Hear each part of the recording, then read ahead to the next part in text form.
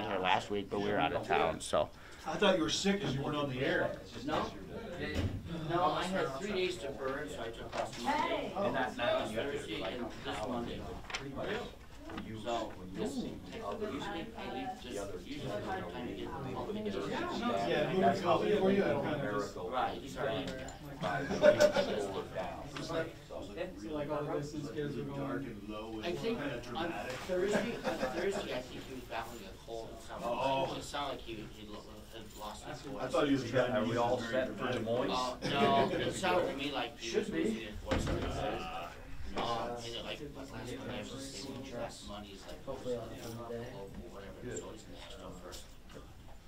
Everybody's gonna be down for it. Just send the reminders. Do you want wrestling? As well as far as. You recorder? So hopefully people that are just covering Iowa State, How far away did you get We're before you? gonna make sure we can Before get Michelle. it right You away. guys are, You have your own table. So Drake, I set you up right next to the table, so you'll be closest to the half. And then Drake. And then Drake will be set up next to you on the next table, so whenever you're ready, you can go. It's up there. It's on the podium. is it what? Yep. Seriously? We've kept it here because we figured somebody left it. The mouse, yeah. That's mine. Now it's broke. That's why you can't. That's cool. I knew it because I was like, I hadn't used my bag in like 3 days and I reached in and get it, it's not there. I'm like, I must have just walked back in. Hopefully they're at. I thought it was Chris's. No, I tried to give it to him. Problem is we have 48 chairs. No, it would be, this idiot here. So, Submissions asking. hey, don't laugh.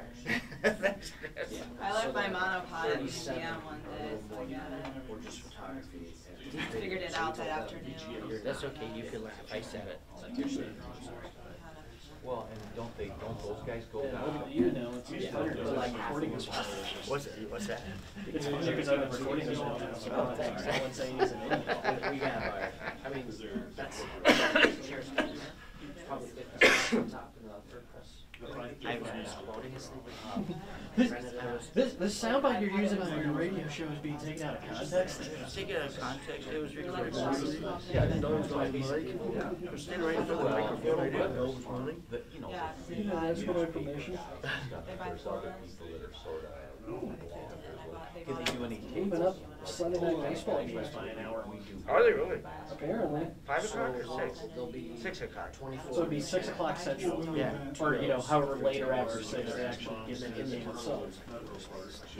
And there's like all So that only basically affects what, about 5 teams, the Braves, the Yankees, the Yankees, the Red Sox, the Cubs, maybe the Dodgers. That's about all it affects, right? Well, I mean, if you're an East Coast baseball fan, Going away. because now that's You might as well 7 make years. people mad. And a game could be done like 10:30. Yeah. You know, I joke because especially when games more often than not are later and later.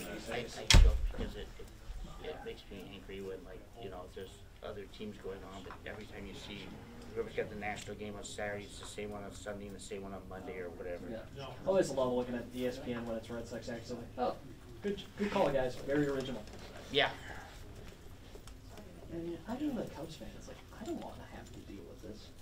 I mean, especially because I'd rather listen to my own people, especially over Mad Excursion. Yeah. You know, and I mean, heck, when they had the wild card game, they had the traditional side 19 doing the broadcast on ESPN. And then like Jason Benetti, Eduardo Perez, and some analytics dude who does stuff on MLB Network. They did an analytics broadcast, like a statcast broadcast. That was so much better. It was funny because there's a point where like they cross over. So like every few innings, the ESPN would tease the guys on ESPN2 so they could say something about like kind of how they're talking about the game. And at one point after, that Excursions might be still queued up on ESPN2 during the crossover. He's like, "Was that it?" Jeez. Could, but then the world will not. J.D. Smith made an offer yesterday. And Harold Baines. Got to get Cole in here anyways, you know. And we had to wait. Generated a lot of debate. Yeah. Because his best argument is all his cumulative numbers. I was like, well, anybody could be serious after that, or some of the stats. I don't know what it's been like first. But yeah, Harold Bates is definitely not a guy that the metrics are. Yeah, I'll start running on Coughlin. I'm gonna start running on Coughlin time. You're on a tighter ship than Kyle, huh? I was this close to having to run suicides after this press conference. I wanted just getting to get an autograph. And walk up there. He was actually sitting in my seat when I got there to the stadium. So I got like a one-on-one photo, and I totally left and forgot about the autograph. I never got it. But I got a one-on-one photo somewhere on the cell phone. So yeah, nice guy. Terrific. All right, welcome to the weekly press conference. We're going to start off today with men's basketball.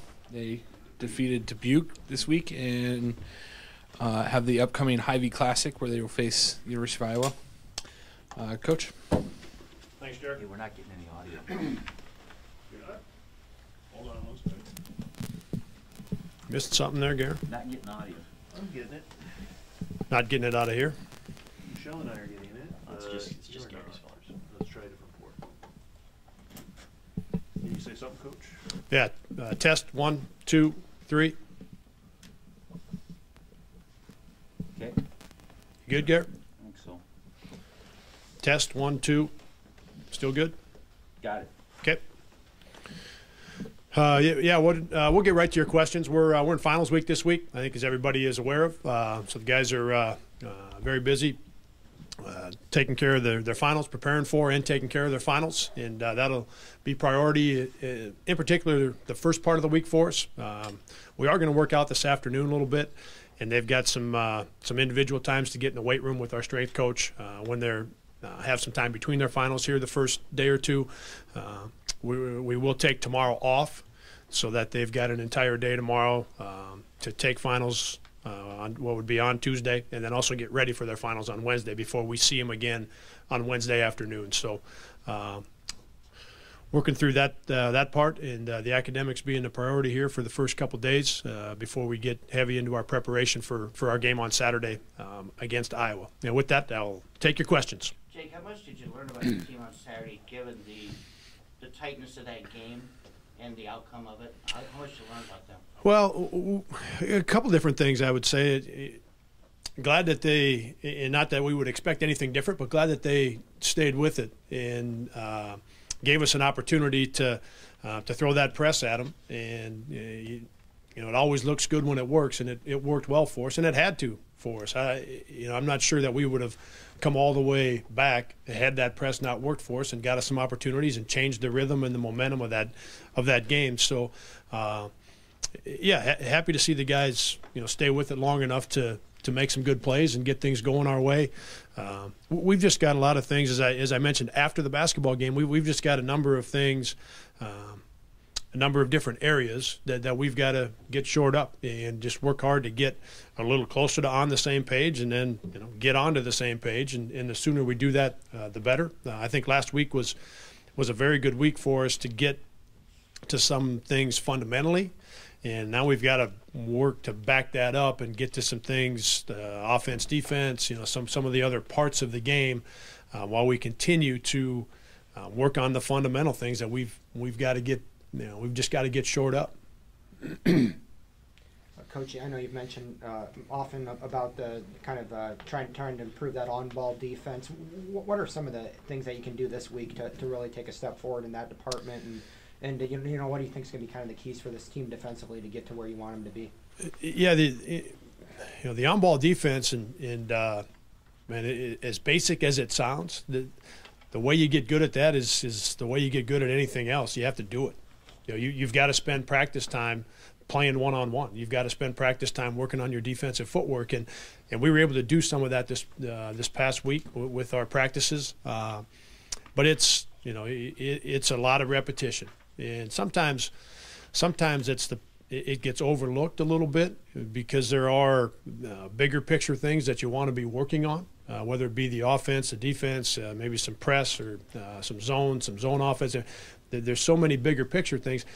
At the end of the day, as I talked about last week, and we spent a lot of time talking with our players about this past week, fundamentally, we've got to continue to work really hard to get to have to just get more solid in terms of our foundation. And so we've got some things that we can count on each time we take the floor.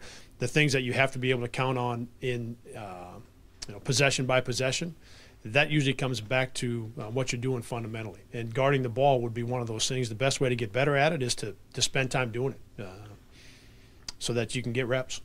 Having played 8 games against a wide range of competition, is that a large enough sample where you go back and begin to consider making changes to the offense? And if so, how big potentially?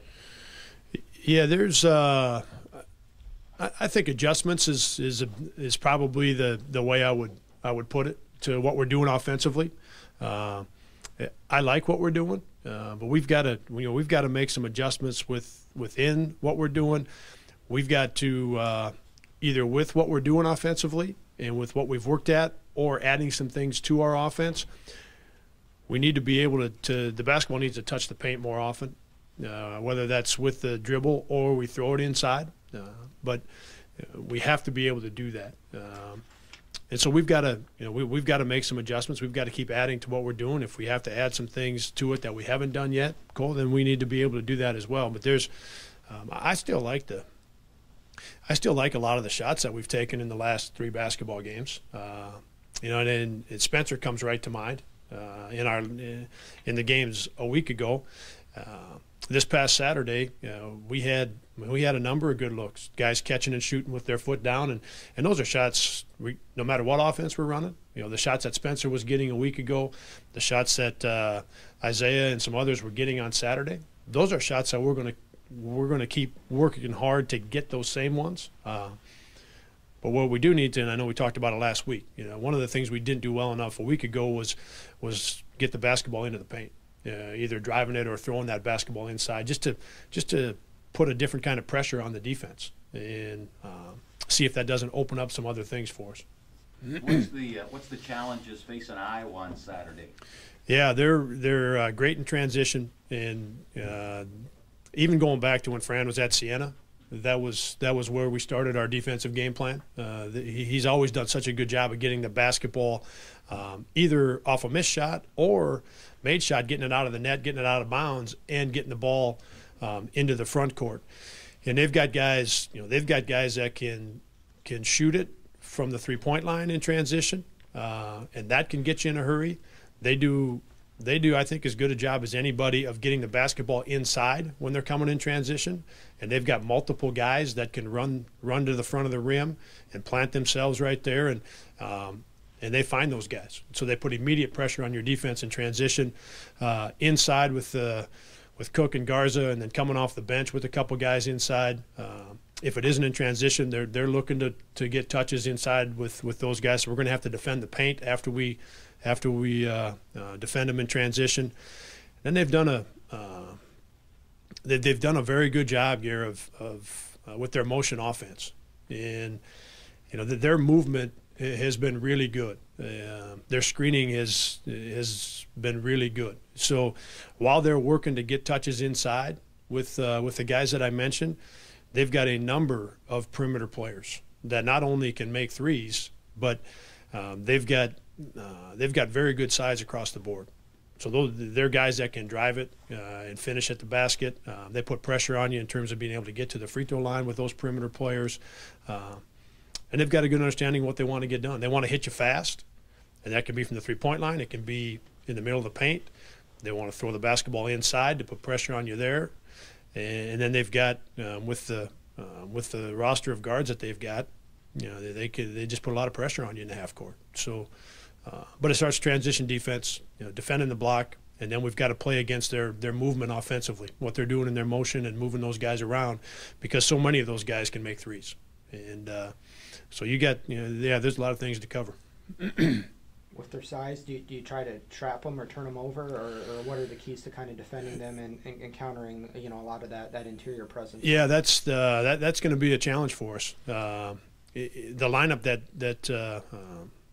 that we have got right now with basically 4 guards with Trey Burrow as our power forward. At times we're a little bit bigger when Biggie's at the 4 and Luke or if it were Justin is at that center position.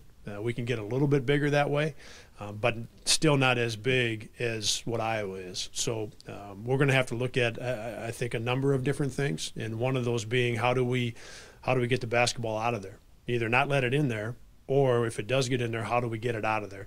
Because they've got an advantage with those guys. And to think that we can go in and just play them single coverage all night long down on the block, that's not going to be a good recipe for us.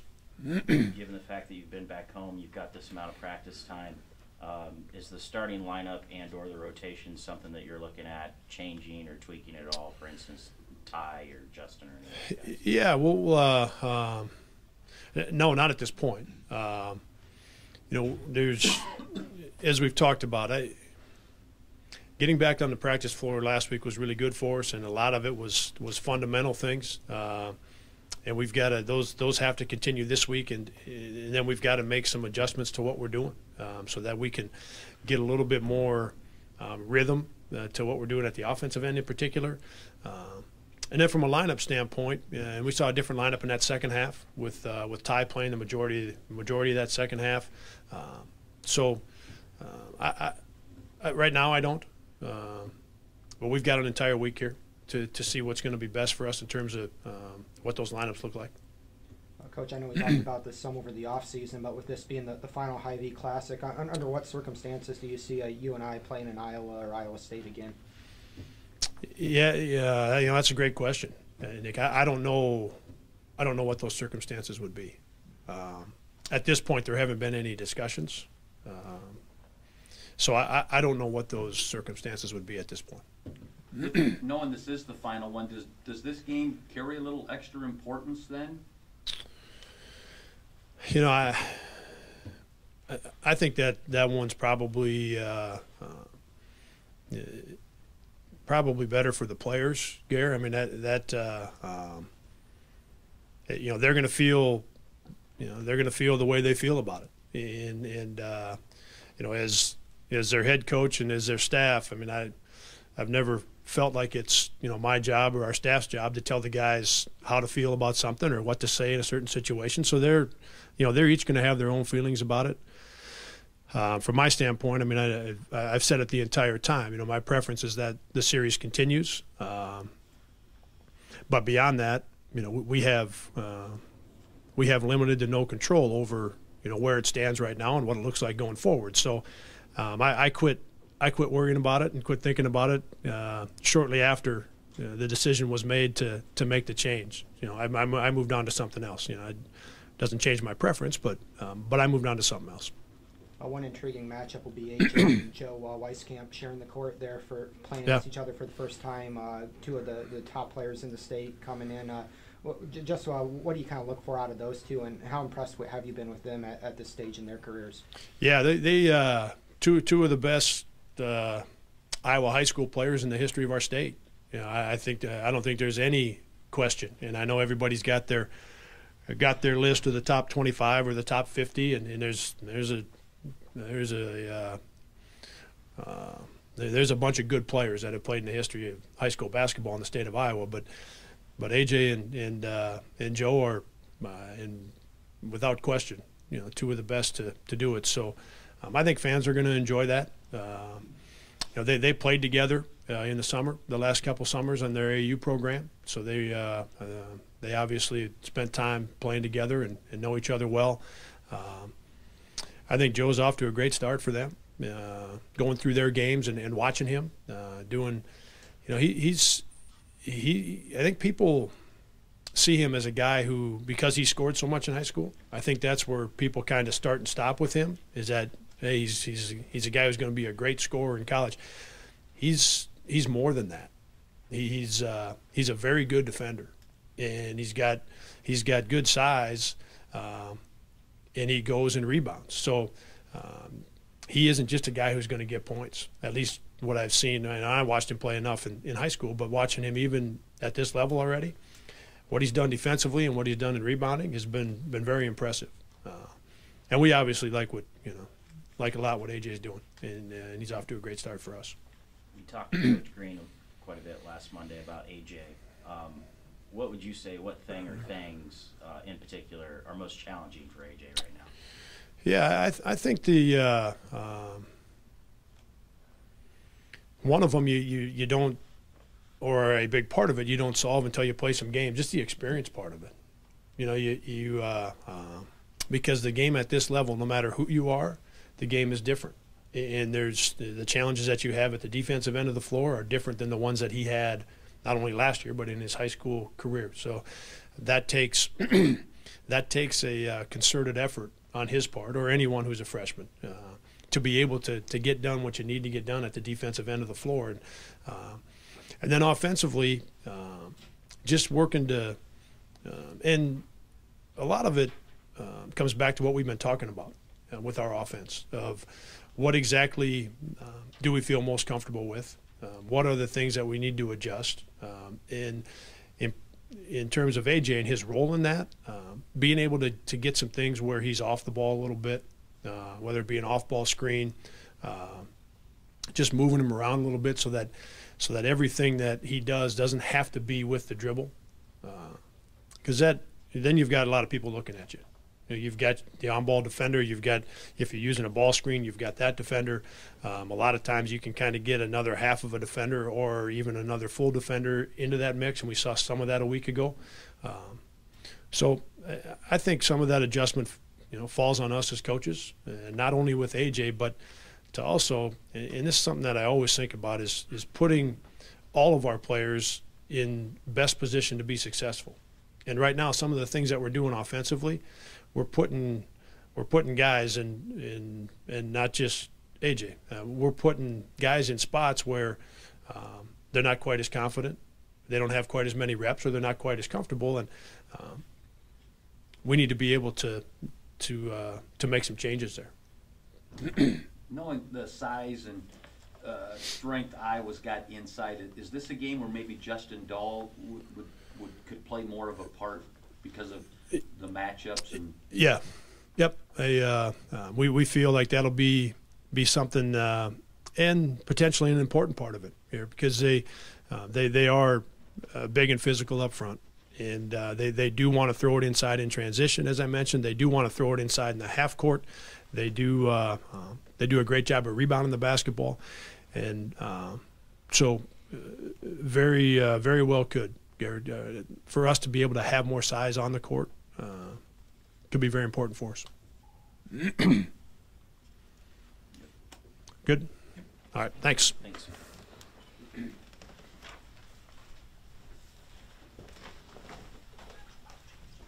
We'll continue on with women's swimming.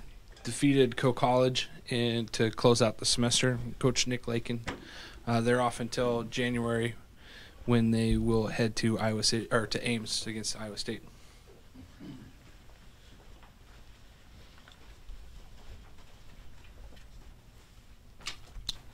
All right, so we got back to action a little bit this week. We had a really good week down in Kansas about 3 weeks ago, and then the women had some time at home over the Thanksgiving break, so this was just kind of a good evaluation tool. We got to move some people around and do some different events, work on some weaknesses specifically for our IMers, and just had a really good meet overall, we thought. Diving took a couple really big steps forward. Jaden had a best 1 meter score of her entire career. And we also got Alyssa back, who's been out since August, and she's one of our captains, and obviously nice to have her back. Mariah Ross had a couple really good swims and really starting to show some speed to go along with her 200 breaststroke, so that was outstanding. And then a couple of our sprinters kind of went up and did the 2 and the 5 and saw some really good things there as far as aerobic capacity. So. Since you had a little while before you're back in competition, what's the schedule in terms of when you're training and maybe when individuals are getting some rest? Yeah. So we'll take a little bit of a step back the first few days of this week, and obviously the women have done pretty well in the classroom, and we'll continue to do that this week. So we'll take a little bit of a step back the first few days and then kind of make a big push, and then they'll get a little time at home over Christmas to enjoy it, and then that gives us about 2 weeks when we get back to get ready for Iowa State. So, all right, thank you.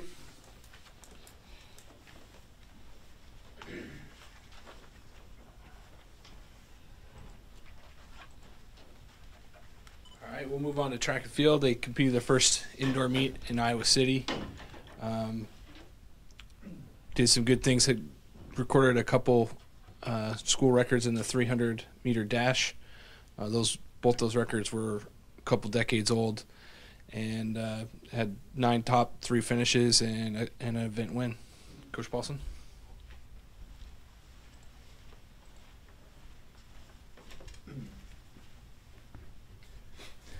So we got the indoor season underway down in Iowa City, and it's always a great opportunity to get some of the track athletes on the track. We've been training since September, and so for them to go that long without a competition, that's why they're here. They love to compete, and so get them an opportunity to get on the track and in the ring, on the runway, those types of things, just kind of get the rust shaken off. It's one of those things where, our jumpers are coming from short approach, so everything's kind of moved in a little bit. The throwers, they haven't been able to throw the weight through all that much indoor practices, and so just a good chance to get them out there. Really, the message going in was just, come with a really good, positive mentality and effort. Championship caliber effort is what we talk about on a weekly basis. And so even though you might not be ready to perform at your best like we will in February for indoors or in May for outdoors, it's all about having consistency in your effort and your approach to what we're doing. And so that was on display this weekend, and was really pleased with what we saw. On the field event side, on the men's side, Keegan Treidel, Isaac Holtz, they opened up in the shot put, both over 57 feet. And so when you can do that, I think both of them opened up about a meter further than what they did last December. And then we had a freshman in the high jump, Owen Minchell, who set an actual personal best in the high jump from a short approach. And so when you can do that, that's fantastic. And so that's not something that typically always happens. And then on the track, we had a lot of off events this weekend, and so there was a 600, a 300, and so some different events, almost like time trial type feel. And our guys did great. We had 5 guys that put up top 5 times in school history in the 300, with Evan Long breaking the school record, which was set by Jim Turner back in the late 1980s. And so he's in a good spot there. On the women's side, the high jumpers had a great weekend off a short approach. I think we had 3 girls jump around 5'4", 5'5", right in there, which was really nice. And then on the track, Maddie McCullough, who last year when I talked about Maddie, her last name was Maddie Bell. She got married this summer, so when I'm talking about Maddie McCullough, it's Maddie Bell. Now this year, McCullough. But she broke a school record that was set by Chantel Twiggs in the early 90s, and Chantel was an All-American in the 200. And so for Maddie, she just beat it. She crushed it. She beat it by almost a half a second. So really pleased with where she is at it. And then Lindsay Schenkel came off cross-country season and stepped on the track and ran 1,000 for us there, another one of those off-event type of things. And she ran, I think, the 4th fastest time in school history. So a lot of really good performances across the board. I like where the mindset was at coming into the weekend. And we just get through the finals week this week and have our kids finish off the semester strong there, and then we head to winter break, and then our first competition when we get back is January 12th back down in Iowa City. Any questions about track? What do you think about kind of that typical indoor schedule where you get that brief taste of competition around now, and you have at least that little bit before going full bore once the calendar turns over? I think it's great. I mean, it can almost lull you into not even realizing your competition season is here if you wait all the way until January. And so especially when they go home for 3 or 4 weeks for winter break here, you want them knowing that when they get back, because then we don't stop. It's 6 weeks from when we get back to the conference championships, and that's not a whole lot of time. And so for them to get a taste of competition, get a chance to see some other schools that we saw, it was great. Illinois State was there, so getting a chance to see another conference opponent is really beneficial, because it's going to keep them kind of on edge and let them know when they get back it's really time to get going. And so we got to trust that they get the work done, because we bring them back a week early is all, and so they have about 3 weeks, 2.5, 3 weeks on their own at home. And so we trust that they're going to put in the work and keep moving forward from where we have had a great fall block of training, probably one of the best fall training blocks I've seen in my 11 years being here. And so I'm really excited to see kind of how that pans out as we head into the competition season. All right, go Panthers.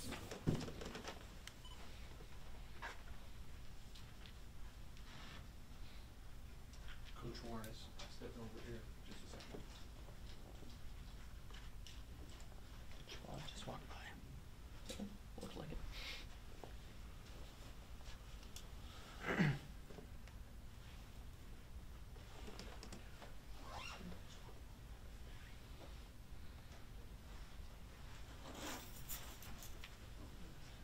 right, Coach Warren, coming off a win over 64-61 over North Dakota. They play at Iowa City on Sunday afternoon. Coach, I'll let you go ahead.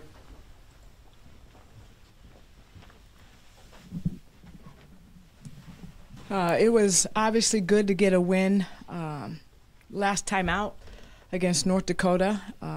It was a grind. We knew it was going to be a grind, but I was extremely proud of the perseverance that we showed, the resilience that we showed. I think anytime you see a teammate go down in a game, it's hard to get yourself together. And I thought our kids did a nice job of that and finding a way to come away with a win. Obviously, we know Megan, we know the severity of the injury. She's out for the year, but we're extremely confident that she will get a red shirt, so we'll still have 2 years to play, so we're extremely thankful for that. And she will have surgery a week from today, but if there's a blessing, it comes in a couple of ways. A, she gets the redshirt year back, and B, it came in a time where we have a stretch where 10, 12 days off where we could try to get some things figured out. So right now, obviously, we're in the midst of finals. We practiced. We played last Tuesday. We was off Wednesday, Thursday, practiced Friday, Saturday, took Sunday, and today off, and then we'll get back after it tomorrow. As I told our team, obviously, you never want to see anyone go down, especially someone on your own team, but it's a part of it. Adversity is something that we go through, and it comes in many forms, and this is just one of those things. We will figure out how to pick ourselves up, dust ourselves off, and get back to work. I don't expect any one player to fill Megan's shoes, nor do we need any one player to fill Megan's shoes. What we need is everybody has to be a little bit better in what they do, starting with me. So we will. That's how we'll approach it. Our goals remain the same, and that's to come to work every day and try to get better and try to be playing our best basketball in March. But Megan's in good spirits, and our team's in good spirits. Are there any questions? How do you feel about that core kind of behind Megan, Taylor, Heidi, Bree, Cynthia, and the kind of things that they can do on the floor, their individual strengths to help out? And that's a good question. Taylor has been playing really pretty good basketball, and we need her to continue to do that. I really like the last couple games Heidi has played, her urgency, her ability to knock down a couple shots and rebound. She's been all over the place. You're starting to see the progression in Bree. She rebounds the basketball extremely well. We need her to continue to be a little bit more assertive offensively. And continue to rebound the basketball for us. And CJ has to grow up. I mean, she's going to have to put on her big girl pants, and I think she's ready for that and is ready to embrace that. They're all completely different from Megan, so all of them give us different looks. What's the scouting report, at least for now, on Iowa? Well, we know they have an All-American in the middle, extremely efficient All-American. Boy. She's as good as I've seen, and I've seen a lot of really good players. But in terms of her efficiency around the bucket, and she's really, really good. She's averaging a double-double. Iowa has 5 kids in double figures. They're well coached. They can score inside and out. They spread you out. They do a lot of different things. We're going to have to really you're not going to stop Megan. You just got to hope to slow her down and really try to make their shooters put the basketball on the floor and really kind of keep them guessing defensively. But when you get them to miss, you got to make sure you box out because they offensive rebound extremely well. And then we got to take care of the basketball on offense, and we can't be afraid to step up and hit some shots because you're going to get shots and you got to be able to knock them down. Defensively, what's it going to take to even kind of slow Gustafson down when you look at probably the best interior player you're going to face all season? Can we play 10 people? I mean, literally. Honestly, as I said, she is as good as I've seen and efficient. All the accolades are worth it. I mean, she's shooting 70% from the field. You don't see that. So, like I said, you're going to have to pick your poison. I don't know that you can slow her down. I think she slows herself down if that happens at all. You're just going to have to really try to mix it up and try to keep them guessing. And as I said, when they do miss, especially her, you have to be there to box her out, because she is as good as I've seen of being able to see the ball come off and go get it and put it back. Do you look at Taylor as getting the start there? Or? Yeah, absolutely. Yeah. And I know Bree started the past couple games. What have you seen out of her that's allowed her to kind of elevate herself into that position? Well, she rebounds basketball extremely well. And she gets it. As she continues to understand the urgency of what she has to play, she's going to continue to get better and better. You see her confidence each possession, each game. And she shoots the basketball really well. It comes out of her hand nicely, especially from the three. She just has to continue to be more assertive, especially on the offensive end.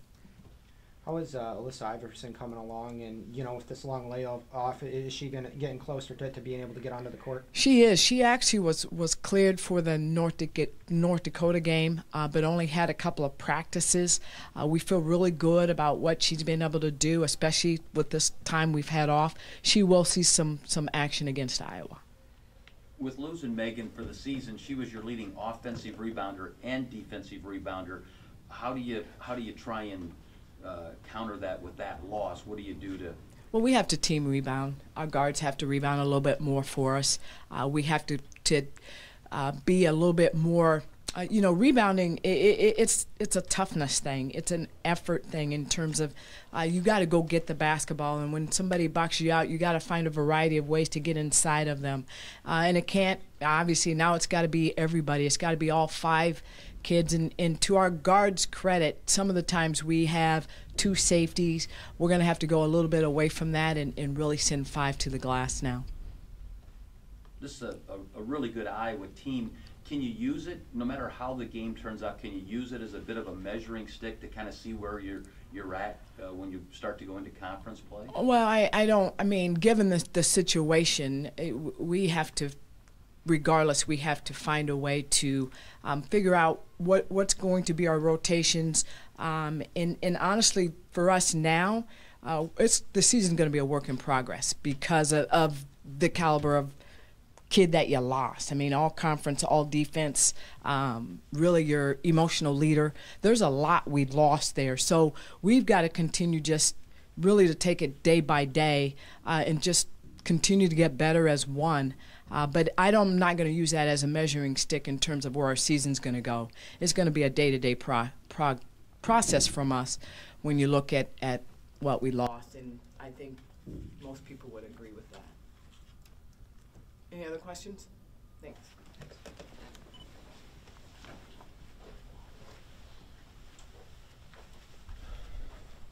All right. Go to wrestling. Hosted the UNI Open this week. And we move on to the first home dual match, hosting Cornell. Coach?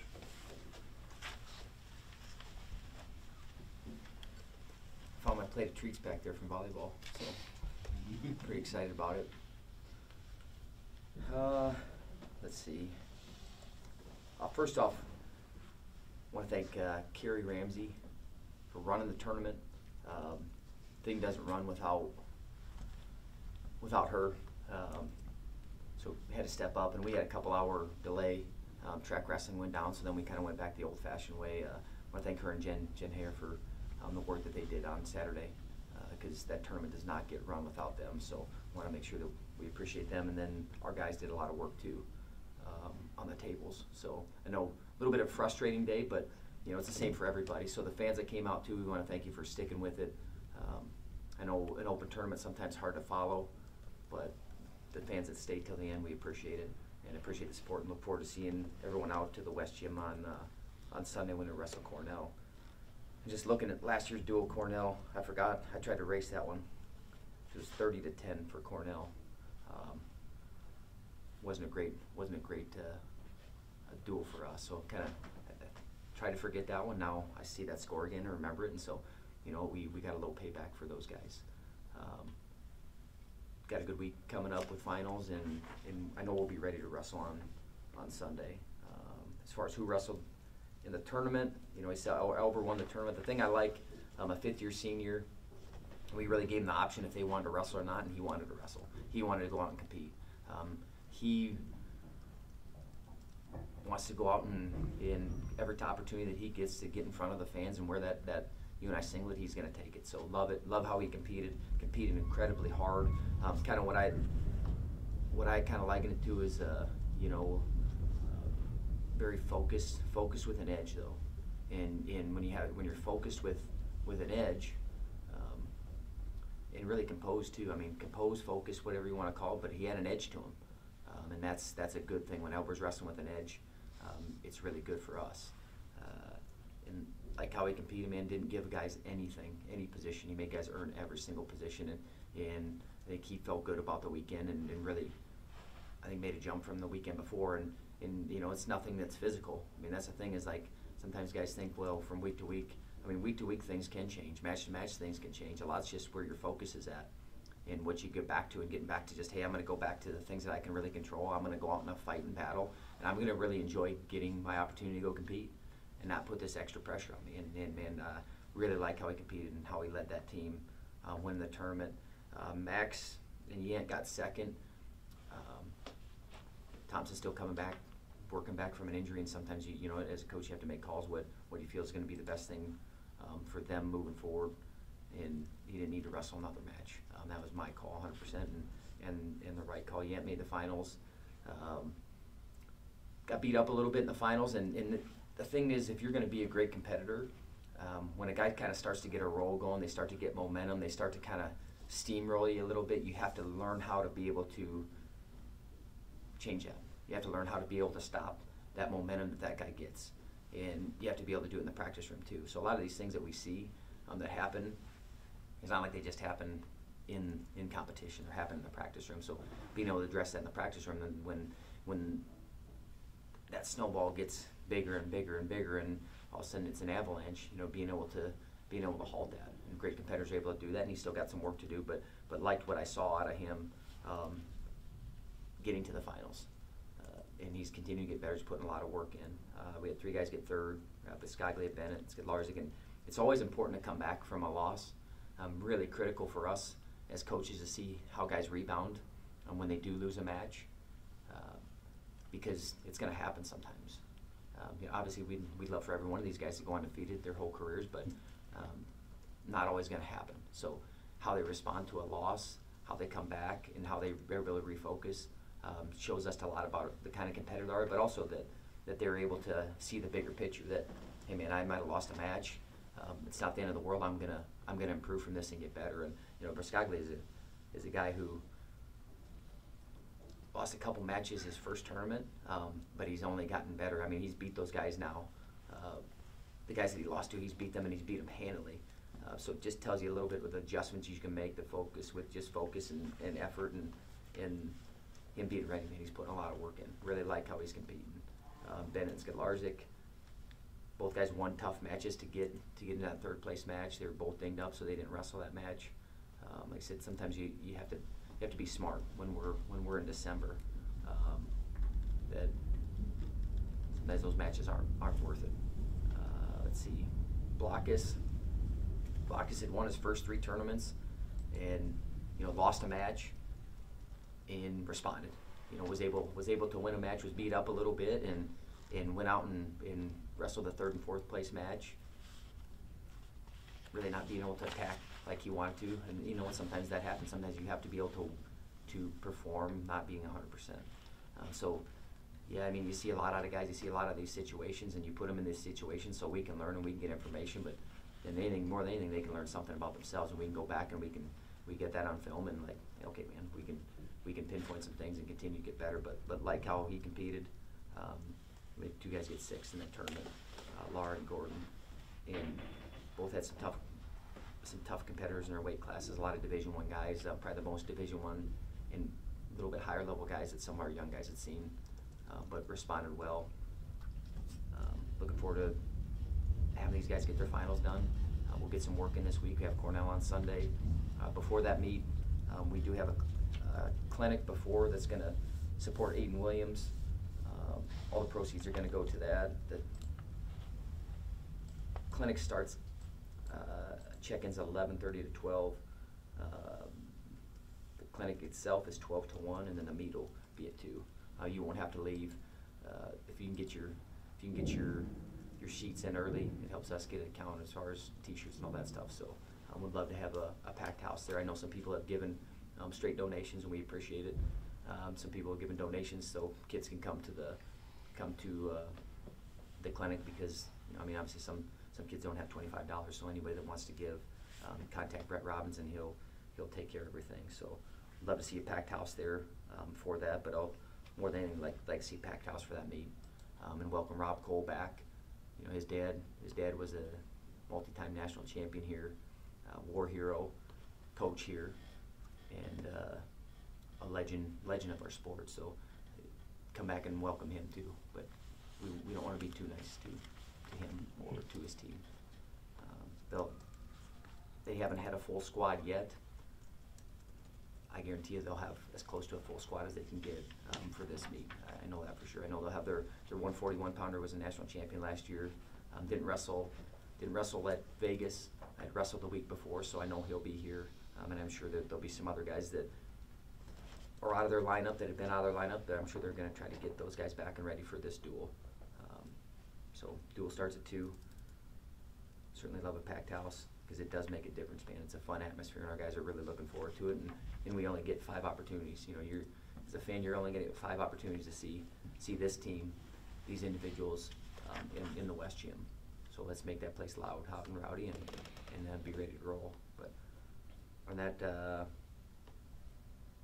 lineup, I can't 100% tell you because we got some dings. You know, but we're going to try to have our full lineup ready to roll on Sunday. Anything else?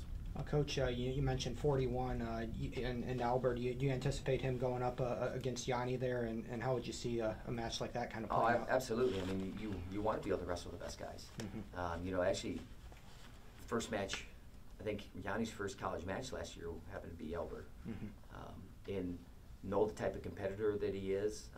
Very incredible. I mean, great awareness.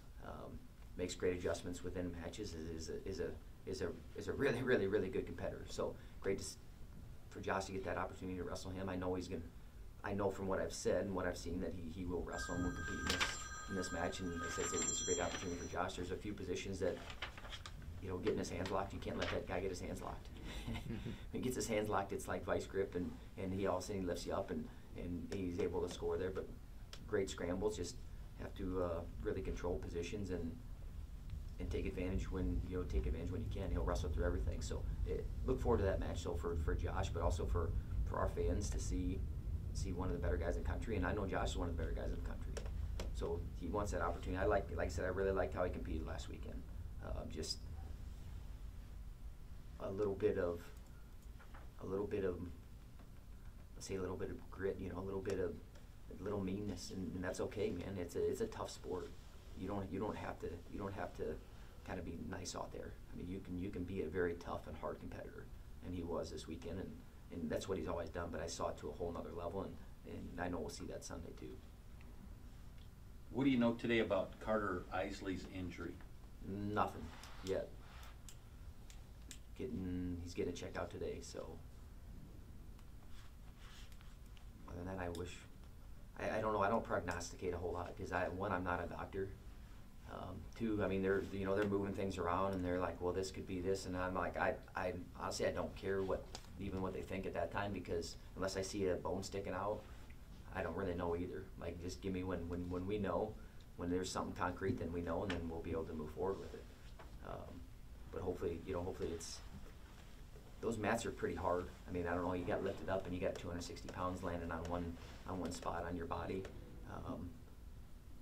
It bruises it up pretty good. You know, hopefully it's something like that. But, you know, whatever it is, we'll deal with it. Everyone has to deal with injuries. And we'll have someone else step up, and we'll be able to go out and compete. You know, we've had a few other guys that have been out, and it doesn't matter. You know, I heard Tanya talking a little bit about when, you know, you have to make these adjustments, you have to do that. Yeah, you do. You just have to have people step up and fill in their role. And that's what we'll have to have.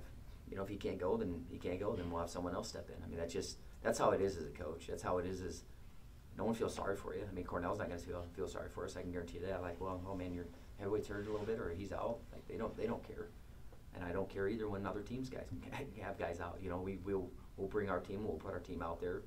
We'll certainly try to get him ready to wrestle. You know, see what he can handle. He tried to wrestle after it happened, and he wasn't able to go. But a lot can change in a week too. So a lot of talk for giving you zero information on what I know about Carter Isaac's injury. In a dual meet, it always comes down to matchups, how you match up at each weight class. This is a top 10 ranked team. When you look at, if he has his lineup and you've got your lineup, just how do you match up with this Cornell team per weight class? 25 just depends. I mean, depends on which guy they're going to wrestle. You know, I don't know. I know I've seen both of them. I like our guy. You know, we certainly would like to come out and get some points right away on the board, and they're going to be ready for that. Tucker, we actually wrestled Tucker, or 33 wrestled Tucker at Vegas, and wasn't a close match.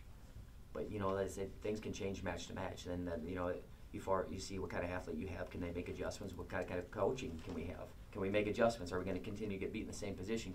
Can we make some adjustments too? So obviously be able to make some adjustments for that match. You know, we know Yanni and what he does really well, and you know you're going to send a great competitor out against him. 49 obviously should be favored in that with sending Max Thompson out there. 57, I don't know who they're going to wrestle. We got to have someone step up at 57 too. That's kind of a little bit even this weekend. You know, both those guys struggled a little bit, but like I said, you can't get discouraged by some results. You got to continue to get back to the work. And the thing that's been good about our guys, even if they've been getting beat up a little bit, they want to come back in and get back to work. They're hopefully seeing kind of the big picture and what it's going to take, and that I'm not going to get tipped over by a couple losses or a couple results. I'm going to stick to the process, and it can be hard and it can be tough at times, but and it's a tough sport, and we chose it, and we know that's part of what it is. You got to get back on that horse as many times as possible. In 57, someone's going to get back on that horse. 65 should be, I mean, looking on paper, should be favored there. 74 wrestled that guy out at Vegas, and Taylor beat him by about, I think, 7 points, maybe 8 points. But guy's been an All-American. 84, the last couple times that Foster's wrestled him, he's got beat by him. So I know Foster certainly wants to remedy that. He lost to him in the national tournament last year, but Foster's wrestling really well. 97, it says Hannes. I know they had a young guy that placed last year, but I guess he's out. 65, they had a guy that placed last year that I guess he's out. I don't see his name on there. That doesn't mean that they won't bring him. We'll be ready for him. And then heavyweight's kind of in and out of the rankings. So I don't know. You know, so much can be momentum too. And getting off to a fast start and really get things rolling, because we haven't really steamrolled the team for a long time in there. Too much back and forth, and really kind of get to be able to build one off the next, and that's why you got to have 10 guys who step out there and compete in a way that they can build off each other. Even if they happen to lose, you could be like, man, I can at least follow that because how that guy fought, how he battled. And that's really been our focus after our first tournament, because we didn't think some of that stuff was up to par as far as what our expectations are, just as how hard we're going to compete, how much we're going to hustle, how much we're going to fight, even if we lose. You can still work to make a mark on a guy, and then it's kind of the back of the head whenever I wrestle that guy. Like, man, I'm not sure if I want to wrestle that guy again, just because of how hard he's going to wrestle, how much he's going to compete, how he's going to make things tough on me. We have control of that, so we just got to continue to do that, and we got to do that up and down the lineup. But I don't know. I know some of the teams that they've thrown out there for some of the duels, and it seems like there's a lot of injuries throughout wrestling right now. You know, a lot of teams are kind of in sometimes you have to be smart. I mean, as much as we want to win Cornell and this duel, and you know, it's still about getting guys ready and having them as well as prepared as possible for the future. So you got to have a little bit of a big picture in mind too for some of our guys, and you know, that's why a few of our guys haven't wrestled, because you have a bigger picture in mind. So I don't know if I probably am a lot of coach speak, not really answering anything, but I looked at 30 to 10. I mean, that's the first thing I saw when I looked at this page. I looked at 30 to 10, and you know, I think there was something in the paper last year about the Bears mauling the Panthers. So, and they did, but we'd certainly like to return that favor. If Carter Isley can't go, you've got a couple of freshmen that are listed at 285. Do you send one of those guys out there? Do you move a guy up a weight? What, That's a can you good share question. that Yeah, with I us? mean, that's a good question. I hadn't thought about that at all, so thanks for putting that in my head. You know, I mean, you don't want to burn red shirts for one match, you know? I mean, obviously, depending on what we find out, if there's, you know, severity of things, or if he can go, sometimes you're not going to be 100% and you have to compete too, you know, for the team. I'm not saying he's there, but we got potentially a couple guys that could move up. We could use one of those guys. I don't really know. And like I said, I'm not going to get too much into it until we really know what's going on with him and where he's at. But, you know, hopefully what you do is you're ahead by enough where you don't even have to worry about it. I mean, that's an ideal situation. Do you use a duel like this? I know there's a ton of wrestling after this duel meet, but do you use it a bit as a measuring stick to kind of see where your team is at a month and a half into your season, just as a whole? Yeah, I mean, we've had some measuring sticks. I mean, you go to one of the toughest tournaments in the country, and you start to see where guys are at, but you want to see that they can do it consistently. And that's really, to me, I want as little variance as possible in the effort that we give, in the focus that we have, and, you know, I mean, what guy steps out there every time? I don't want to, like, well, he's hot this week and he feels good, and then he wrestles really good, and then next week. So I guess I'm just continuing to see if somewhere where some of these guys left off in that tournament, if they're going to continue to stay there and then kind of rise from there, or is it like, man, I was really ready for 1 week instead of, hey, can I build and stair step off each other? So I think you're always measuring where guys are at, but also looking at a big picture and, hey, are some of the things that we're talking about, are they really doing them? Are we improving? And that's what I'm looking at more, is some of these skills that we're working on, some of these things, are they taking hold? Or some of the things that we're talking about and how we're going to compete, are they taking hold? That's more what I'm looking at than anything. And then how do we respond if something does happen? I mean, obviously, we're going to see some really good competitors in this team, and great opportunities for our guys to advance their seeding, you know, all these things. I mean, they're opportunities for these guys to grow and improve. And so when you only get a handful of chances to wrestle in front of the home crowd, you certainly want to take advantage of that. So look forward to a packed house, 2 o'clock on Sunday. Let's make that place loud, hot, and rowdy, real rowdy. Real rowdy. I'll say it again. Let's make it real rowdy. Go Panthers.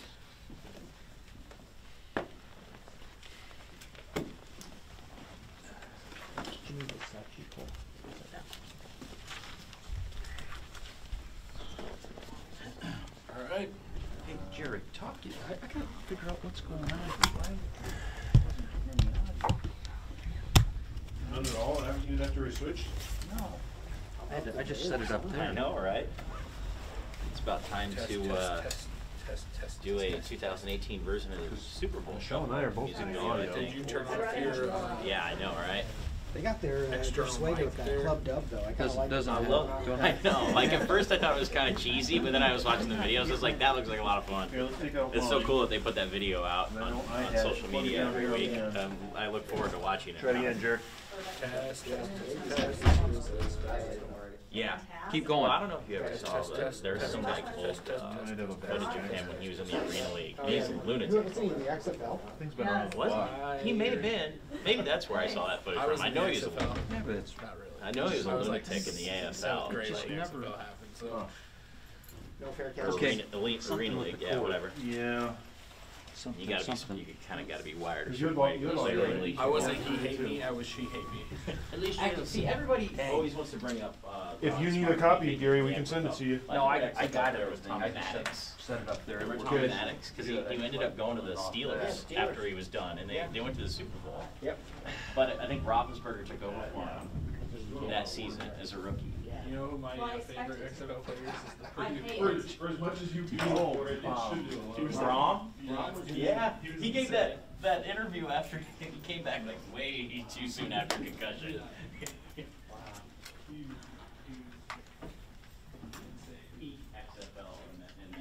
No, he's still in peak XFL.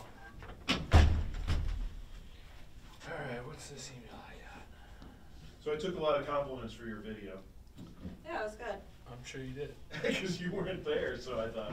They're like, oh, that was really great. Yeah, I pushed play. I did an awesome job. But I did make it fit the screen for you. Did you get that big long chunk of thing I sent you in the text message thing about sizing stuff for this board? Was it 12 by 8, or what's the? Roughly, but so there are specific stuff that Michael sent me a while back. I copied you on it. I can send it to you again if we can keep it.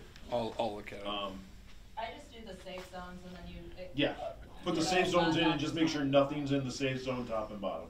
Well, that's what I did. So. Except no, your close-ups on your guys, you would have cut off their face like really bad. That's true.